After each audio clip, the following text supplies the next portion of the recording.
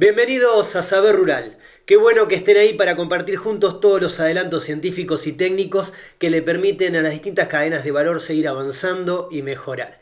Y para comenzar este programa les proponemos precisamente ver la importancia que tienen el suelo y el agua para los sistemas productivos. La agricultura es una de las principales producciones demandantes de agua.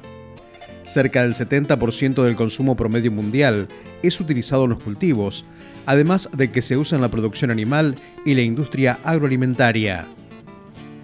Este recurso es considerado como el factor que más incide en la producción de alimentos a nivel mundial.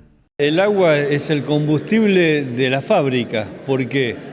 Porque para el punto de partida en esa línea de montaje de la producción del alimento es la fotosíntesis, que es producto de la planta. Lo que hace, toma agua, la transpira y en ese proceso de transpiración es donde se incorpora el dióxido de carbono de la atmósfera para producir los fotoasimilados, que es lo que construyen las estructuras para producir alimentos. O sea, primero se construye una antena verde que me capta la energía solar y después obviamente todo ese recurso va destinado a granos, forrajes, madera, fruta, lo que sea.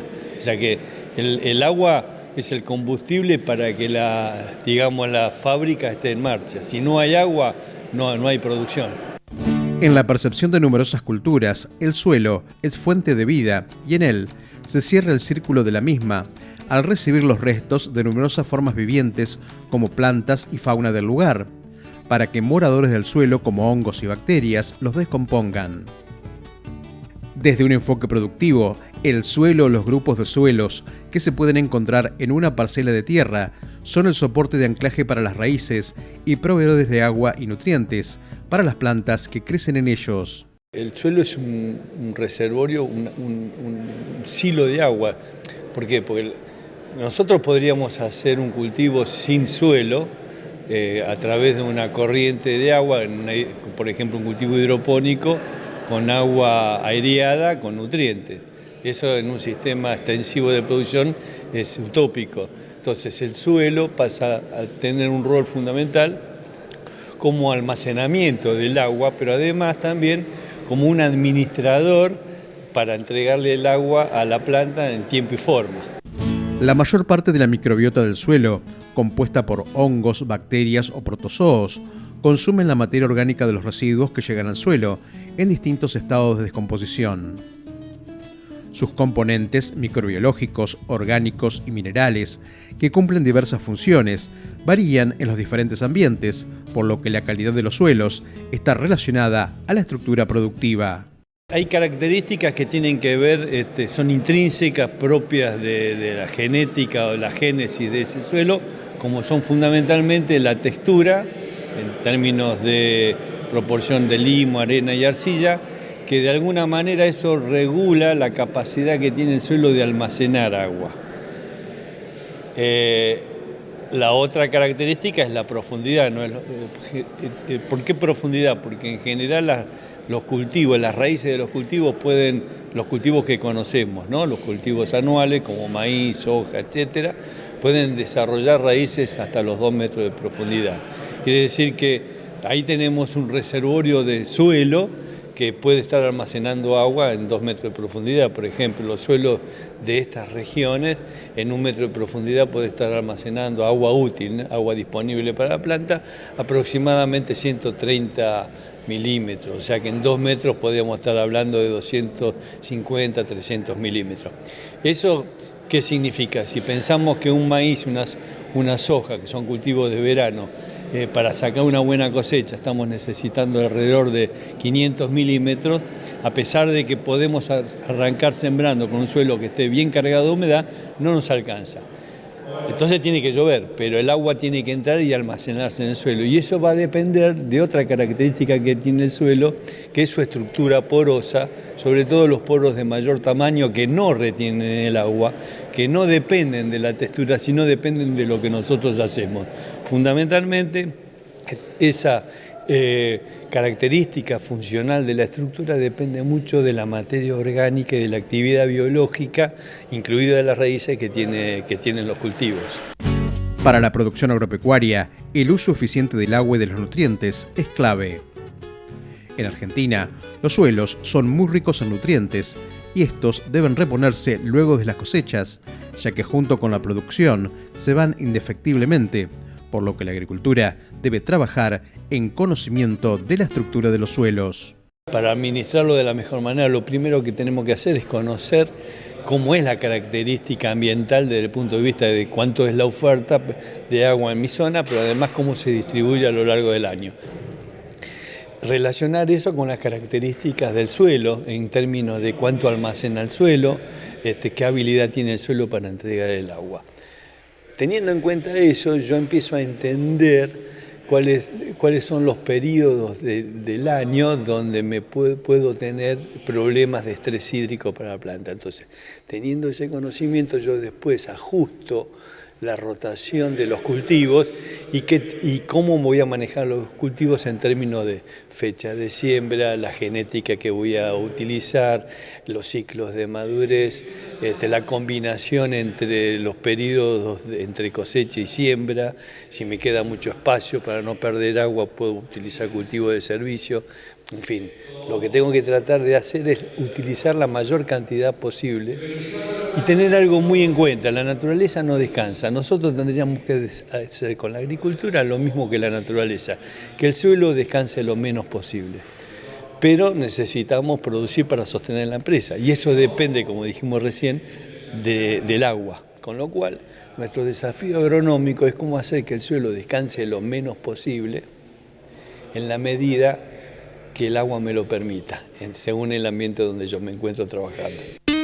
De acuerdo a cada ambiente y a las especies que se utilicen, los cultivos de cobertura ofrecen servicios ecosistémicos para el control de las malezas, la provisión de nutrientes o la regulación de las napas. Nosotros estamos viendo que en ese concepto, digamos, cultural, diríamos, de hacer descansar el suelo a través de los barbechos para juntar agua, también estamos viendo que en muchas zonas la eficiencia de los barbechos es muy baja, o sea, a veces no llegan al 20%. Eso significa que estamos perdiendo el 80% del agua que estamos acumulando. Entonces, la pregunta es, si estamos perdiendo esa agua, ¿por qué en lugar de perderla no la aprovechamos para producir biomasa, para producir con esa biomasa materia orgánica, para cubrir los suelos, para fomentar la actividad biológica, para diversificar? Bueno, justamente entonces lo que hacemos es que en lugar de tener barbechos muertos, tratados químicamente, podamos incorporar un cultivo de servicio entre la cosecha de un cultivo de renta y la siembra del próximo cultivo. Por supuesto que exige después toda una estrategia de manejo, porque en realidad yo tengo que apuntar a que mi cultivo de renta, que es lo que me sostiene la empresa, se exprese. Entonces tengo que manejar ese cultivo de servicio sin que afecte o afecte lo menos posible la expresión del cultivo que me sostiene mi empresa.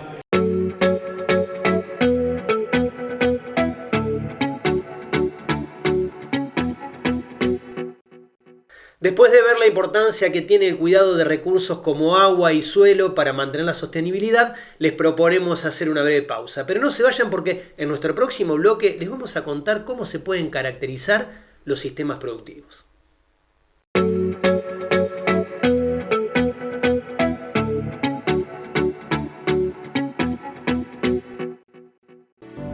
APRESID Regional Tandilia, hacia una producción eficiente y sustentable.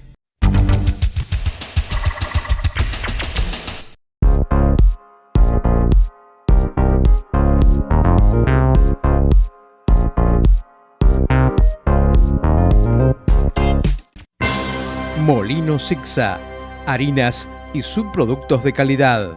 Cerestec potencia tus decisiones.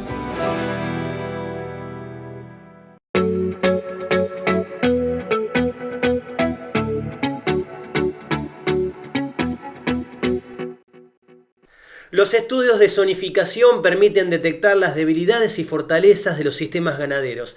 Y en este segmento de Saber Rural les mostramos cómo este método se adopta en la Facultad de Agronomía de la Universidad del Centro de la Provincia de Buenos Aires. Los estudios de zonificación agroecológica permiten identificar las potencialidades y restricciones de las distintas unidades territoriales y definir modalidades de uso y aprovechamiento sustentable de los recursos a partir del análisis integrado de distintos atributos. Este método de estudio ha sido adoptado desde la Facultad de Agronomía de la Universidad Nacional del Centro de la Provincia de Buenos Aires, orientado a caracterizar la ganadería de la región del Partido Bonaerense de Azul, después de un proceso de agriculturización que se ha registrado en la zona. Nosotros estamos haciendo un trabajo al respecto, que todo surge de ver los datos de SENASA, de stock de vacunación del partido, y vemos que nuestro partido está como dividido en dos por la ruta 226. Al sur de la ruta 226 es netamente agrícola, al norte es netamente ganadero, tenemos la cuenca del Salado. En promedio tenemos un stock de 550.000 cabezas y el 25% del stock está en el 30% del área agrícola. A partir de ese dato así global que tenemos, empezamos a tratar de ver cómo podíamos estudiar qué estaba pasando con los sistemas y cómo se estaban estructurando, qué estaba ocurriendo. Entonces, lo primero que trabajamos fue con transectas, donde íbamos identificando lotes y con eso, y con imágenes satelitales. Entonces, ¿qué hacíamos? Se entregaba verdad de campo, que era lo que veíamos, y lo relacionábamos con las imágenes satelitales. Entonces, de esa manera podíamos tener de toda esa área que abarca toda la zona de serranía, digamos, de Azul y una parte de Tandil, decir, bueno, ¿qué cantidad de cultivos de gruesa hay? ¿Qué cantidad de cultivos de fina hay? Y estos modelos integrados, ¿qué van a hacer? Van a ir sobre la fina, cuánto de eso pasó a verdeos de invierno, cuánto se utilizó como rastrojo de fina tal para dar de comer a los animales, o cuánto pasaron a cultivos de segunda y volvieron a cultivo y no se mantuvieron. Y lo que nos limita en este ensayo también es que no pudimos ver cómo la parte de uso de rastrojos, porque es bastante difícil verlo desde la parte satelital. La ganadería en la región del Partido Bonaerense de Azul se ha caracterizado por sus sistemas de cría y engorde a pasto. La base del proceso productivo ha sido la cría articulada con invernada o agricultura en aquellos suelos en que es viable una producción mixta. Frente al avance de la agricultura y para mantener el equilibrio de los sistemas, el estudio ha demostrado que la ganadería ha mantenido su stock con diferentes estrategias de producción.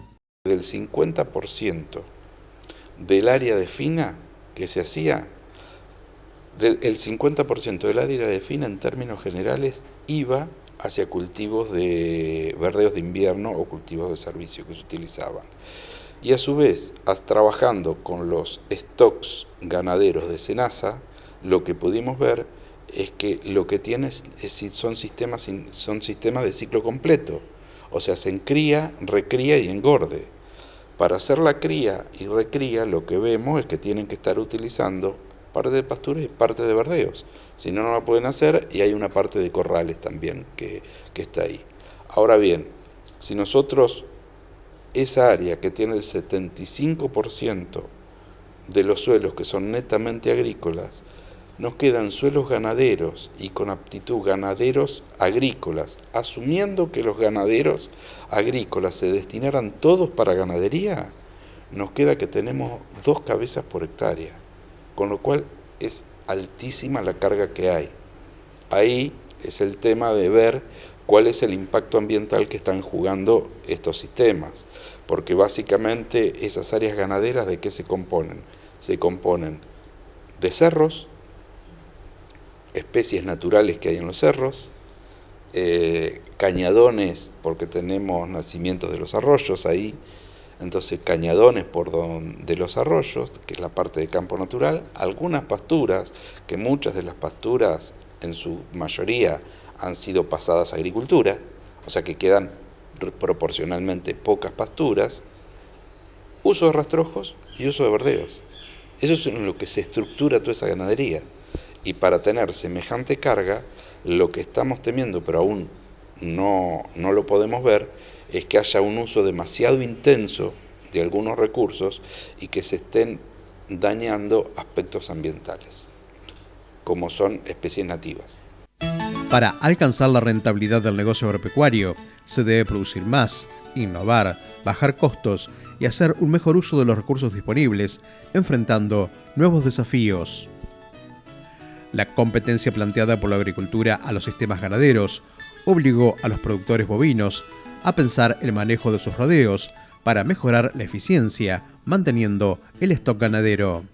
Por un efecto externo de la agriculturización, porque siempre se vio la agriculturización como, bueno, hubo cesión de tierras ganaderas hacia la agricultura por una mayor rentabilidad de la agricultura, o sea, un factor externo modificó el rumbo de los sistemas productivos, pero eso no implicó, porque no se puso demasiado ojo en qué había pasado con esos vientres, si en todos lados se habían ido o se habían quedado con todos los bovinos. Y realmente lo que vemos es que en términos generales se quedaron y se reestructuraron los sistemas de producción. En esa área, en el Partido Azul, no solo en esa área, el 80% del partido era ganadero y el 20% era agrícola, en el año 93-94. Hoy tenemos un 40% de área ganadera y el resto área agrícola. Pero el stock de animales no cambió, con lo cual ese efecto del mayor precio, proceso de agriculturización, que nos hizo indirectamente aumentar las cargas animales. Pero ¿qué pasa? En la parte de la cuenca, en la parte baja, que son sistemas mucho más frágiles, la posibilidad de incrementar más las cargas es mucho menor que en las partes de suelos buenos, que son los suelos agrícolas, y que tienen muchos más recursos. De ahí que se produjo un incremento mucho más significativo en las cargas en el área netamente agrícola del partido.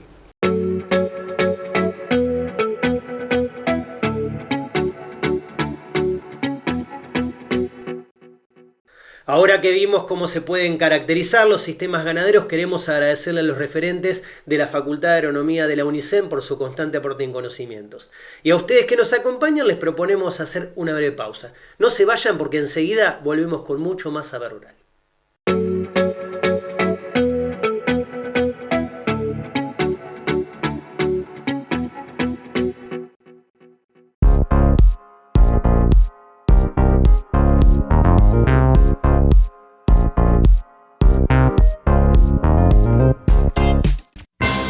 Molino Sicsa, harinas y subproductos de calidad.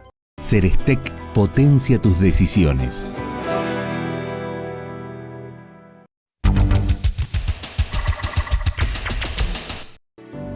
APRESID Regional Tandilia, hacia una producción eficiente y sustentable.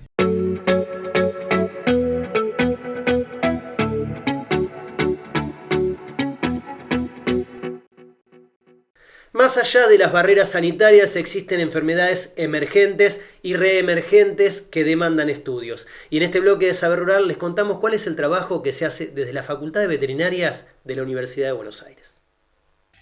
Por definición, las enfermedades cuya incidencia se ha incrementado en las últimas 2 décadas o cuya amenaza podría aumentar en el futuro, son consideradas por la comunidad científica como emergentes o reemergentes. Según estudios a nivel global, la propagación de microorganismos capaces de transmitirse a través de animales, vegetales o humanos, generando enfermedades, se presenta en la actualidad como una amenaza.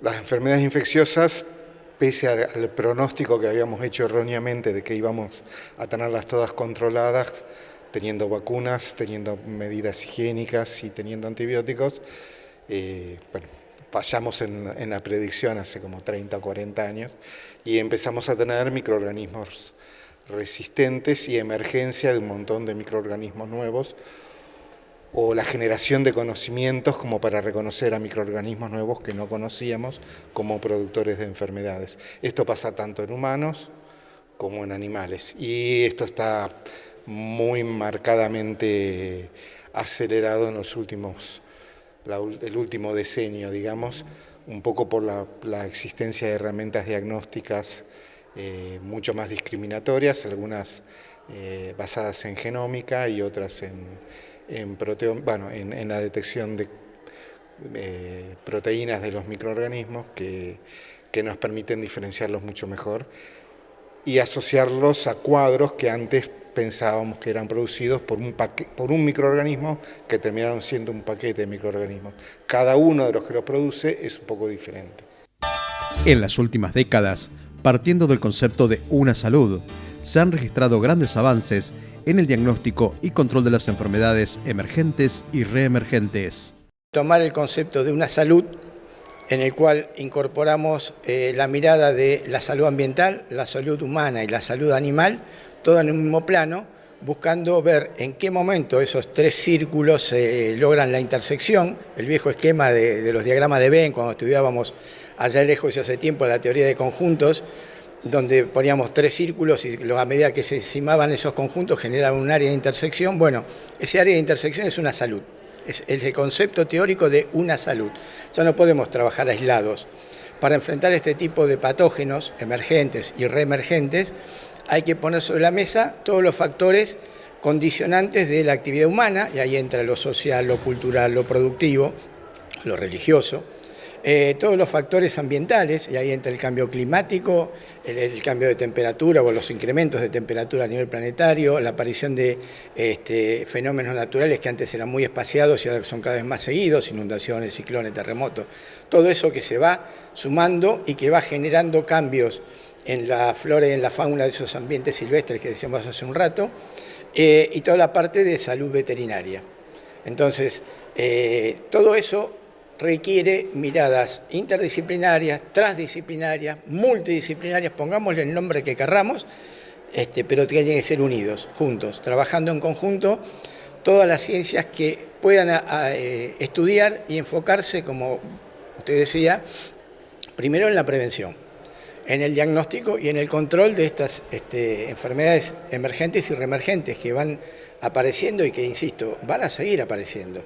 Nosotros tenemos el caso de la famosa gripe aviar o influenza aviar, que era un virus que comprometía solamente, por un lado, a aves silvestres, después pasó a aves de traspatio, o sea, las aves los gallineros, las aves que se crían en las viviendas para consumo propio, a las aves de producción, que son los grandes galpones avícolas, pero ahora también pasó a la fauna mamífera, con la aparición de casos en mamíferos acuáticos, como los lobos marinos, por ejemplo.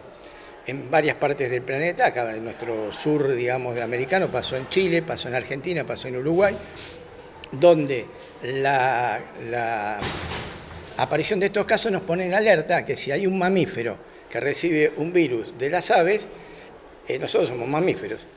Y todos tenemos la imagen de en el verano, tanto en las playas de las provincias del sur patagónico como en las ciudades costeras de la provincia de Buenos Aires, la famosa foto en el puerto con el nene y la nena al lado del lobito marino, de la foquita, el acercarse. Bueno, es un virus de transmisión aérea, respiratoria.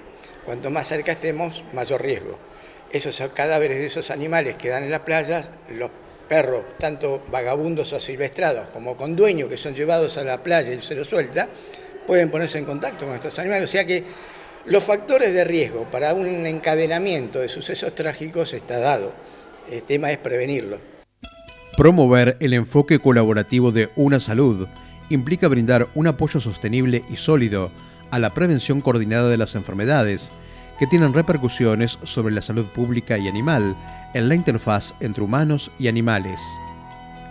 Para lograr ese objetivo, la Facultad de Veterinarios de la UBA a través de sus institutos, impulsa acciones para abordar las problemáticas que plantean las patologías emergentes. Es un conjunto de grupos de investigación y cátedras dentro de nuestra facultad y que también tiene vinculaciones con otras facultades, con otros centros de investigación, tanto nacionales como del extranjero, y tratamos de encarar todas las investigaciones dentro del marco de una salud. Investigaciones que tienen que ver con las enfermedades infecciosas en animales, las enfermedades parasitarias en animales, pero que en ambos casos son zoonosis, o sea que de los animales esos agentes patógenos pueden pasar al humano y generar casos o brotes en humanos. Tenemos el área de patología, tenemos el área de la microbiología veterinaria con los mismos conceptos y el área de la epidemiología y salud pública, que es un poco la que reúne todo eso y la que le da contenido o marco teórico al concepto de una salud. Trabajamos con facultades como la de agronomía, como la de ciencias exactas, que estudian la vegetación, en el caso de agronomía, los vectores, mosquitos, flebótomos, garrapatas, en el caso de los biólogos, murciélagos y roedores también en el caso de los biólogos que trabajan en ese tema, más los médicos de las facultades de ciencias médicas y nosotros los veterinarios para llevar adelante investigaciones que tienen que ver con esto de las patologías emergentes y reemergentes.